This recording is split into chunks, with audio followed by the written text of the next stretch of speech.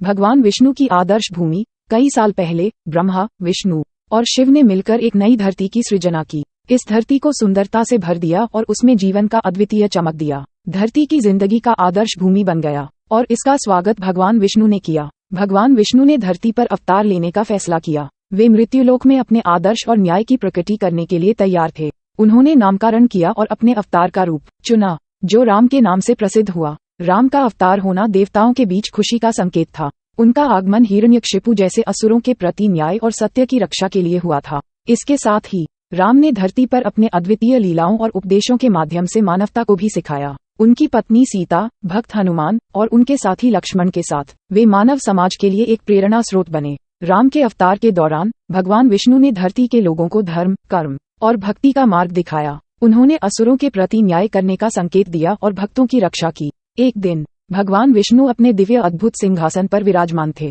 वे अपने भक्तों की चिंता कर रहे थे और मानवता की दशा पर चिंतित थे। उनके सामने उनके परम भक्त प्रहलाद आगे आया। प्रहलाद ने अपने आदर्श भगवान विष्णु के सामने रखे और कहा, प्रभु, आपके अवतारों और लीलाओं का हमारे जीवन पर गहरा प्रभाव पड़ा है। आपकी दया और कृपा हमारे ऊपर हमेशा बनी रहे। विष्णु ने प्रहलाद की भक्ति को देखकर खुश होकर कहा, प्रहलाद, तुम्हारी भक्ति का मैं हमेशा समर्थन करूंगा। तुम्हारी इच्छा क्या है? प्रहलाद ने कहा, प्रभु, मेरी इच्छा है कि आप इस धरती पर अवतार लें और मानवों को अपने दर्शन का अवसर मिले। आपकी कृपा से वे सभी दुखों से मुक्ति पा सकें। विष्णु ने प्रहलाद की इच्छा को सुनकर खुश होकर कहा, तुम्हारी इस इच्छा को पूरा करने के लिए मैं धरती पर अवतार लूंगा। मेरा अवतार राम के नाम से होगा और मैं मानवों को धर्म, कर्म और भक्ति का मार्ग दिखाऊंगा। प्रहलाद ने धन्यवाद दिया और विष्णु के आगमन का इंतजार करने लगा। राम के अवतार के समय भगवान विष्णु ने मानव रूप धारण किया और मिथिला नगर में जन्म लिया। उनके जन्म का उपलक्ष्य था रावण और उसके दुश्मनों का नाश करना और धरती को असुरों से मुक्ति दिलाना।